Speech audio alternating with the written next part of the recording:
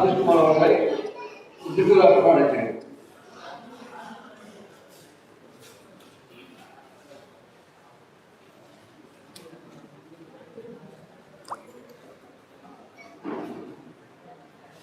இந்த ஒரு இனிமையான காலை பொழுதிலே திருவாரூர் மாவட்டத்திலே சமூக ஆர்வலர்கள் பாதுகாப்பு மாநாட்டிலே சேர்ந்த வாய்ப்பளித்த இந்த வேலையை நிர்வகிக்கக்கூடிய அன்பர்களுக்கு பார்க்கிறவர்களுக்கு சமூக ஆர்வலர்களுக்கு பாதுகாப்பு என்ற தலைப்பிலே இன்று இந்த முயற்சி அறிவித்தோமோ அன்றே இந்த மாநாட்டிற்கு நாம் செல்ல வேண்டும் என உறுதி எடுத்துக்கொண்டு இங்கே வந்திருக்கக்கூடிய மதுரவாயத்தின் தோழமைகளுக்கும் மற்ற அனைத்து அமைப்புகளின் தோழமைகளுக்கும் எனது காலை வணக்கத்தை தெரிவித்துக் கொள்கிறேன். திருவாரூர் என்பதே உலகத்திலேயே மிகப்பெரிய ஆணைக்கு நினைவுக்கு வருவது. ஆனால் நமக்கு நினைவு வருவது நம்முடைய விவசாயிகள். நமக்கெல்லாம் போர்வடுகின்ற விவசாயிகளின் மண் இந்த டெல்டா மண்.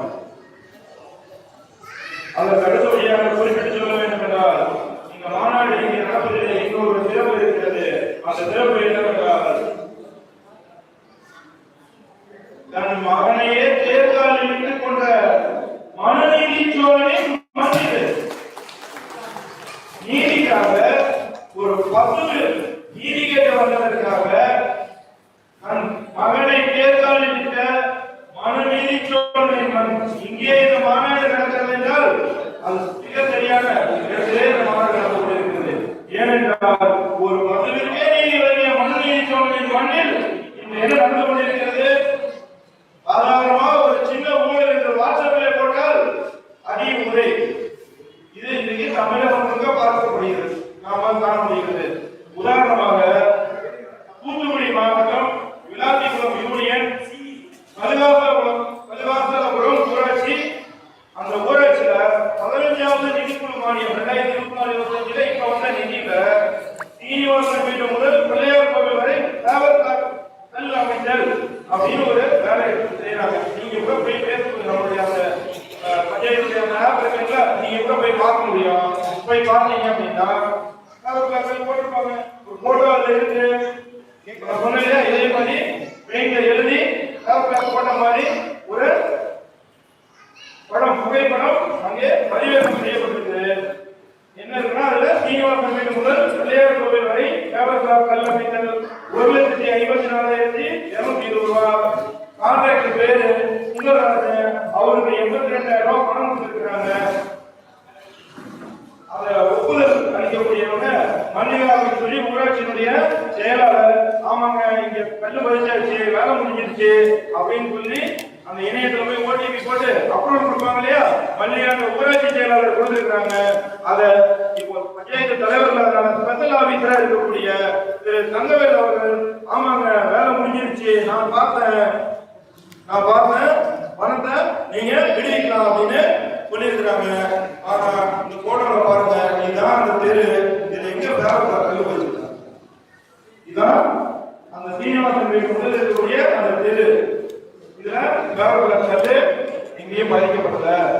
இவ்வளவு சமூக ஆர்வலர்கள், இந்த சமூகம் இவ்வளவு விழிப்போடு இருக்கும்போது பட்டப்பகலிலே ஒரு கொலை நடைபெறுகிறது. சரி, ஒரு கொலை நடந்துச்சு, விட்டுட்டு போக முடியுமா? அங்க இருக்க கண்ணன் அந்த லைவ் வரலையா, அதை பார்த்துருந்தேன். வேலையே நடக்கல, 1 லட்சம் ரூபாய் கொலை போயிடுச்சு, மக்களோட வரி பணம் சொல்றாரு. அவர் வெளியில போன சமயம் அந்த ஏரி பஞ்சாயத்து சம்பந்தப்பட்ட யாரோ அந்த கான்ட்ராக்டருக்கு போன் பண்ணி சொல்லி அந்த கான்ட்ராக்டர் அவங்க வீட்டுல போய் நடக்கிறாரு. அந்த ஆளுநருடைய வீட்டுல அவங்க மனைவி தனியா இருக்கும் போது போய் மிரட்டுறாங்க. அந்த அம்மா ஓடி ஒழிச்சுக்கிறாங்க. அதுக்கப்புறம் 100க்கு போன் பண்ணி காவல்துறை வந்துதான் அந்த அம்மாவை வீட்டு மிரட்டி அனுப்பி வச்சிருக்காங்க. இருக்கக்கூடிய உளவுத்துறை போலீஸ் இதை பதிவு பண்ணிக்கோங்க. இதுக்கு 10 ரூபாய்க்கும் சமூக ஆர்வலர்கள் இனிமேல் இந்த விஷயத்துக்கு நாங்க வீட்டுக்கு போறோம், நாங்க போறவங்களுக்கு போறோம், வந்து போறோம் எங்க வீட்டுக்கு, திருவாரூர் போறோம், திருச்சி போறோம், இப்ப புரியுங்களா? சமூக ஆர்வலர் பாதுகாப்பு மாவட்டத்தின் முக்கியத்துவம் புரியுதா உங்களுக்கு?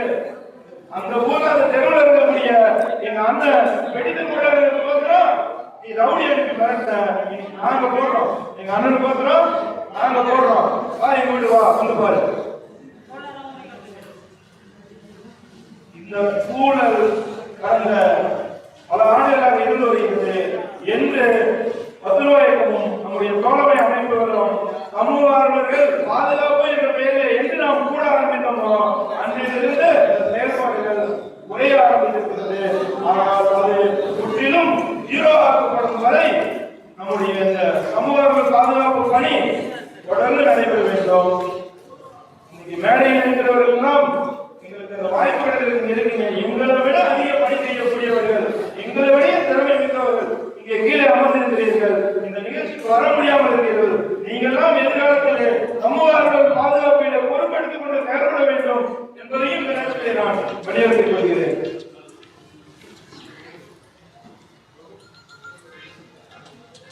ஒரு சமூக தாக்கப்படுகிறார். நாம் சோசியல் மீடியா பார்க்கிறோம். என்ன பண்ணாங்க, நம்ம நேரா கிளம்பி அவங்க ஊருக்கு போயிட்டு அவருக்கு ஒரு ஆறுதல் சொல்லலாமா, நாங்களாம் இருக்கோம் அப்படின்னு சொல்லலாமா? அது கொஞ்சம் சிரமம். ஏன்னா நம்ம எல்லாமே சமூகங்களோட முழு நேரமா கிடையாது. நம்முடைய விவசாய பணி சொந்த வேலைகள்லாம் பார்த்துட்டு இருக்கிறோம். குறைந்தபட்சம் நாம் எந்த தளத்திலே பார்க்கிறோமோ அந்த தளத்திலே நம்முடைய கண்டனத்தை பதிவு செய்ய வேண்டும். இந்த சமூக ஆர்வல தாக்கப்பட்டதை நான் வன்மையாக கண்டிக்கிறேன். நான் பேஸ்புக்ல போட்டேன்னா, பேஸ்புக்ல கம்பு கூட்டிட்டேன்னா சரியாயிடுமா? அவர் பிரச்சனை தீர்ந்துருமா? தீர்ந்துருங்க, உண்மையிலே தீர்ந்துடும். ஒரு உதாரணம் சொல்றேன். நேரத்துல 3 இளைஞர்கள் ஒரு சில தாக்குறாங்க. உடனே என்னாச்சு, சோசியல் மீடியாவிலாம் படிப்பு அப்படின்னு சொல்லி சோசியல் மீடியா பூரா வைரல் ஆகும். பார்த்தீங்கன்னா உடையார பிடி கமிஷனர் வந்து பேட்டி கொடுக்குறாரு. ஐயோ யாரும் தப்பா நினைச்சுக்காதீங்க, அவர் சின்ன பிரச்சனைங்க. அந்த பையனுடைய கேர் ஃப்ரெண்ட் இவர் தப்பா ஏதோ பிஹேவ் பண்ணிருக்காரு, அவரை வர வச்சு பசங்க தாக்குதல் நடத்திட்டாங்க.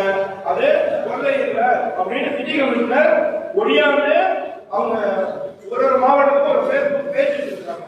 அந்த பேஜ்ல மறுபறிக்கை கொடுக்குறாங்க. இதெல்லாம் முன்னாடி காலத்துல பாக்குறீங்களா? யாராவது சம்பவம் நடந்து 1 மணி நேரத்துல 2 மணி நேரத்துல சிட்டி கமிஷனர் வந்து மறுபறிக்கை கொடுத்து பாக்குறீங்களா? காரணம் சோசியல் மீடியா.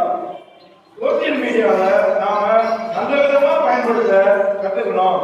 நான் உட்பட சோசியல் மீடியாவை எதுக்கு போறோம்? இன்னைக்கு தமிழ்நாட்டில் என்ன நடந்திருக்குன்னு தெரிஞ்சுக்கிட்டு போறோம். அங்க தள்ளும்போது நிறைய ரீல்ஸ் வருது. அதை எதையாவது வந்தீங்கன்னா திரும்ப ரீல்ஸ் தான் வரும். நாம ரொம்ப கவனமா நம்ம திரும்பக்கூடிய அந்த 1/2 மணி நேரம் 1 மணி நேரம் நல்ல விதமா பயன்படுத்தி இது மாதிரியான சமூக பங்களிப்புகள், சமூகத்தில் அநீதி நடக்குதுன்னா அந்த செய்தியை ஷேர் பண்ணுங்க. நம்முடைய புத்துவாய்க்கு தளத்திலையும் மற்ற அரசுடைய நம்முடைய தோழமை அமைப்புகளுடைய களங்களையும் பல்வேறு 2000 கோடி ரூபாய் ஊழலை வெளியில கொடுக்குற அரசுடைய இருக்கும். அவங்களுக்கு நேரங்களுடைய வார்த்தைகளை தெரிவித்துள்ளீங்க. அந்த மாதிரி அமைப்புகள் செய்யக்கூடிய பல்வேறு பணிகள், விவசாயிகளுடைய போராட்டங்கள், இந்த மாதிரி விஷயங்கள் எல்லாமே நீங்க தயவு பண்ணி ஷேர் பண்ணுங்க. ஷேர் பண்ணும்போது அது அதிக தளங்களுக்கு உங்களை ஃபாலோ பண்ணக்கூடிய 2000 பேர் 5000 பேர் பார்ப்பாங்க. அந்த விஷயங்கள்லாம் உங்களுடைய உளவுத்துறை இந்த மாதிரி சோசியல் மீடியாவில் இந்த விஷயம் பேசுபொருளாக இருக்கிறது என்பதை அவங்க நோட் போட்டு முதலமைச்சர் வரைக்கும் அதை கொண்டு போய் சேர்ப்பாங்க. அதன் மீது நாம் வந்து எல்லா மாவட்டத்தில் நெல்லுமலைன்னு சொல்லி 10 நாளுக்கு முன்னாடி எவ்வளவு பெரிய விஷயமாக்குறாங்க. அதை யார் ஆக்குறாங்க? நம்மள மாதிரி இருக்கக்கூடிய சோசியல் மீடியாவில் இருக்கக்கூடிய சமூக ஆர்வலர்கள் அந்த விஷயத்தை கொண்டு போனோம். அதனுடைய விளைவு அரசாங்கத்துடைய மொத்த பார்வையும் அந்த நெல் குடோடு நெல்லை பாதுகாக்கிறது இந்த மாதிரி விஷயத்துல வந்துச்சு. எதிர்காலத்துல அந்த விஷயங்களுக்கு கூடுதல் நிதி ஒதுக்குவாங்க. அந்த விஷயத்தினால கூடுதல் கவனம் செலுத்துவாங்க. ஒரு சமூகங்கள் தாக்கப்படும் போது நாம் செய்யக்கூடிய இந்த சேரம், இந்த லைக்கு, இந்த மாதிரியான எதிர்ப்பு குரல்கள் அவர்களை ப்ரொடெக்ட் பண்ணோம். அவங்களை தாக்குனவர்கள் மீது உரிய விரைவான நடவடிக்கை எடுப்பதற்கு நாம இந்தியோ தஞ்சாவூர் திருவாரூரை நாகப்பட்டினத்தையோ உட்கார்ந்து பண்ணக்கூடிய அந்த சேரம், அந்த சமாடம் நிச்சயமா உதவும். நம்மளால அவங்க வீட்டுக்கு போய் உதவி பண்ண முடியாது, அவங்க போன் பண்ணி உதவி பண்ண முடியாது. இருக்கிற இடத்துல இருந்து நம்மளால அந்த உதவியை செய்ய முடியும். நான் நம்முடைய பாஸ்கர் அவர்களை எனக்கு தெரிஞ்சவங்க நான் சொல்றேன். இது போல நம்முடைய ரோமன் சார் கம்பெனி எல்லாம் என்ன பண்ணுவோம்னா, ஒரு காவல்துறையினுடைய அடக்குமுறைகள் அராஜகம் சாமானியனுக்கு எதிராக எங்கேயாவது நடந்ததுன்னு சொன்னா, நம்முடைய தூத்துக்குடியில அந்த மாதிரியான சம்பவங்களை நாங்கள் பார்க்கும்போது முதலமைச்சரின் தனிப்பிரிவிலே சென்று இந்த மாதிரியான சமூகங்கள் மீது நடத்தப்பட்ட இந்த தாக்குதலுக்கு நடவடிக்கை எடுக்க வேண்டும் என முதலமைச்சரின் தனிப்பிரிவுக்கு நாங்கள் மனு கொடுப்போம். இது போல அவங்களுக்கு என்ன முறை என்ன நேரம் இருக்கிறதோ அதை பொறுத்து நாம் அந்த சங்கடத்தை அதற்கான எதிர்ப்பை நாம் அவசியம் செய்ய வேண்டும். நம்முடைய அன்பு சகோதரர் வழக்கறிஞர் திருநெல்வேலி பாஸ்கர் அவர்களுக்கு ஒரு 2-3 ஆண்டுகளுக்கு முன்னாக ஒரு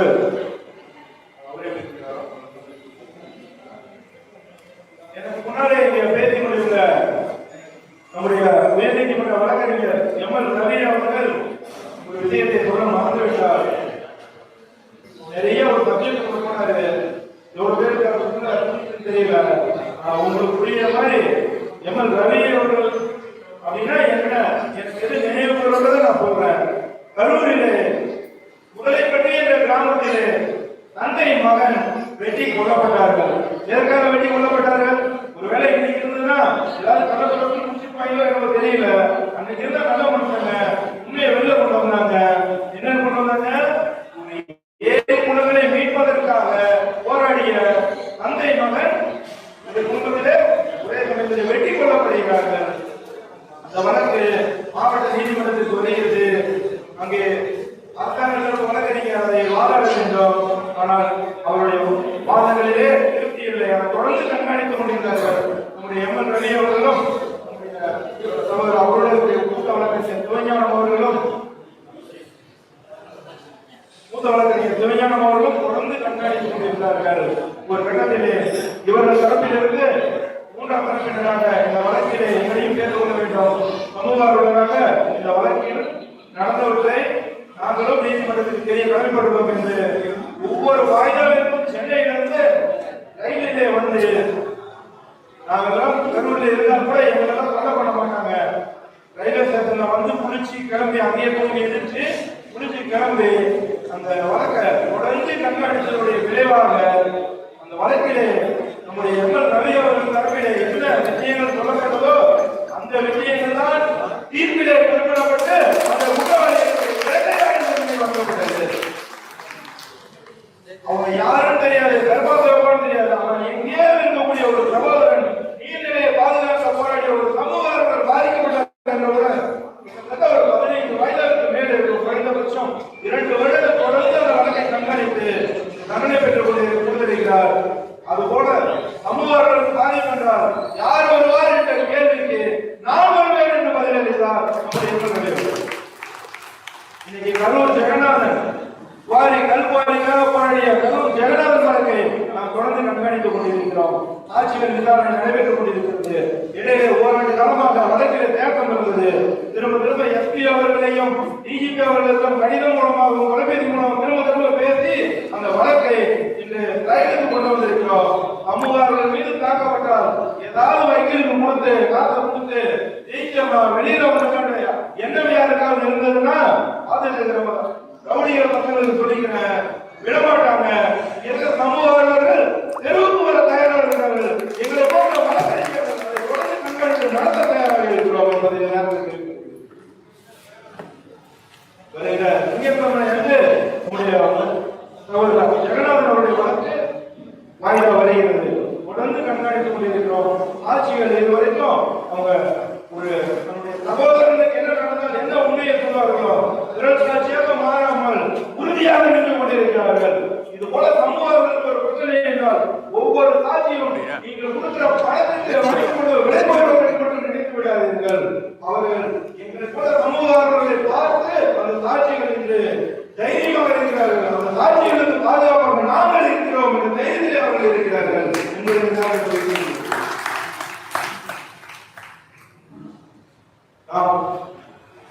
நம்ம இங்க இந்த நிகழ்ச்சி முடிச்சுட்டு ஊருக்கு போறோம்.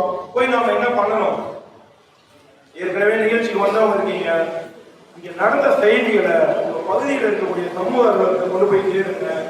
இந்த செய்தியை ஊர்ல இருக்கக்கூடிய வாட்ஸ்அப் தளங்களையும் முகநூல் தளங்களையும் இந்த மாதிரி நான் நீங்க திருவாரூர்ல நடந்த மாநாட்டில் சமூகங்கள் பாதுகாப்பு மாநாட்டில் கலந்துக்கிட்டேன். அந்த மாநாட்டுல இன்னொரு விஷயங்களை வலியுறுத்தி பேசினாங்க. இது நம்முடைய பகுதிக்கும் ஒரு முக்கியத்துவம் வாய்ந்த செய்தியாக இருக்கிறது அப்படிங்கிறத தளங்களுக்கு கொண்டு போய் சேர்க்கணும்.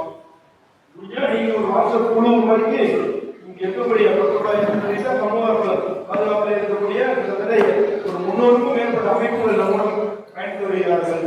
அவர்களுடைய தலைவர்கள் செயலாளர்கள் எங்களை கூட அதில் இணைத்து குழு உருவாக்கி கள்ளக்குறிச்சியில் பார்த்தீங்கன்னா இது வரைக்கும் சமூக நலனுக்காக 300 போஸ்டர் போட்டிருக்கோம். 300 போஸ்டர் அடிச்சு ஒட்டியிருக்கிறோம்.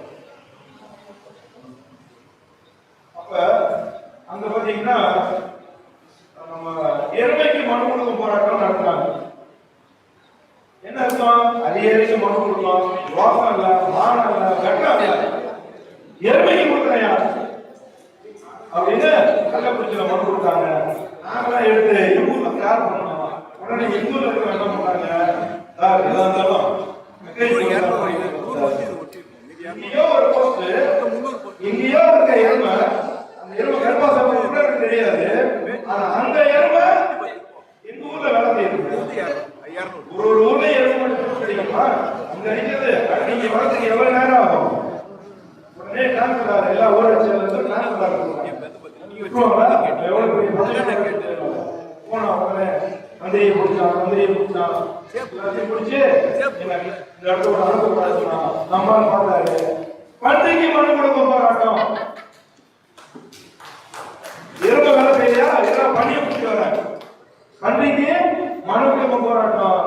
நம்முடைய உளவுத்துறை நண்பர்கள் உடனே மாவட்ட ஆட்சியருக்கு போன் பண்ணி ஐயா ஒரு போராட்டம் வச்சிருந்தாரு, ஒரு வாரம் அவகாசம் கொடுங்க, நம்முடைய மாவட்ட ஆட்சியர் நல்ல மாவட்ட ஆட்சியர் நடவடிக்கை எடுப்பாரு, நீங்க கேட்டதுல நியாயம் இருக்கு, அரசாங்கப்படிதான் 3 நாடுகளுக்கு மேல பணி செய்யறவங்க நீங்க மாத்தணும்னு கேட்டீங்க, கொஞ்சம் பொறுமையா உடனே மாவட்ட ஆட்சியருக்கு போன் பண்ணி நாம் கேட்டுக்கொண்டதுனால முதல்வர் அமைதியா இருந்தாங்க.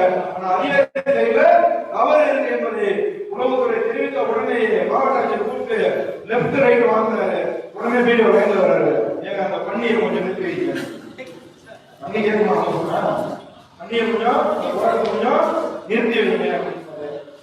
இதையும் நம்மளுடைய தளங்கள்ல இப்ப சொன்னதே வாட்ஸ்அப் தளங்கள்ல இதெல்லாம் பகிரும் போது 10 ரூபாய்க்கும் அடுத்து நாங்க கொடுத்த படித்தருக்கு வேலை செய்யல, நாங்க நியாயமான படித்தம் தான் கொடுக்க போறோம். அப்படி நியாயமான படித்தருக்கு வேலை செய்யலன்னா எருமை வரும், பண்டி வரும், கல்ல வரும், உங்களுடைய இமேஜ் யாருனாலும் கிழிக்கவும் மாட்டோம் அப்படிங்கிறத ஒருத்தரும் போஸ்ட் அடிச்சு சொல்ற அவசியம் கிடையாது. வாட்ஸ்அப்ல போட்டுட்டீங்கனாலே அவங்களே தெரிஞ்சுப்பாங்க. அந்த வாட்ஸ்அப்ல அவங்களே பேசுறாங்க, வீடியோ எடிட் பண்ணிட்டு இவங்க மாவட்ட ஊரக வளர்ச்சி முகமையில எக்ஸிக்யூட்டிவ் இன்ஜினியர் இருக்காரு. அவர் பார்த்தீங்கன்னா நான் டெய்லி நம்ம மாநாடு செய்தி இதெல்லாம் போடுவேன்.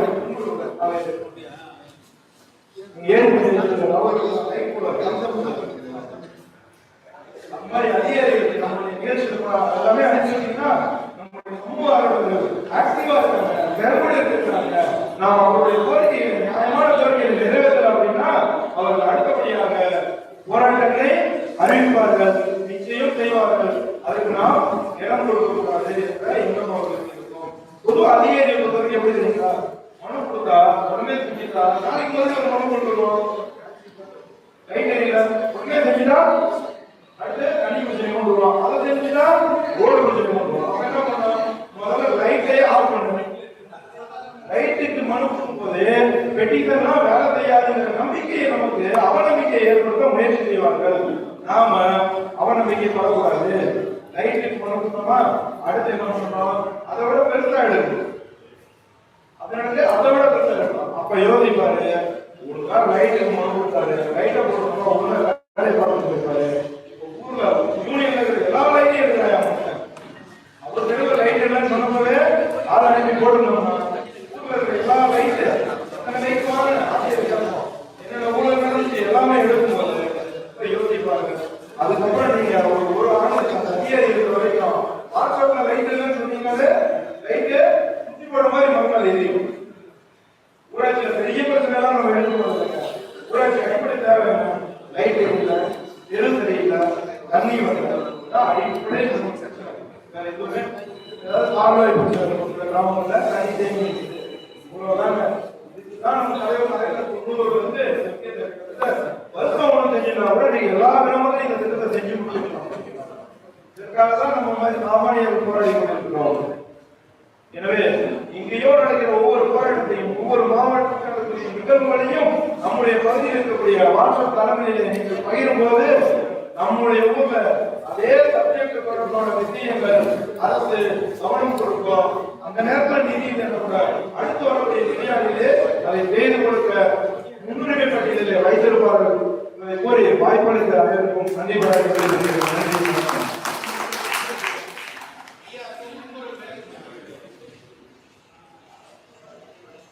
எழுதும் 95470812 டிஸ்ட்ரிக்ட்ல முன்னாடி டேபிள் எடுத்துங்க.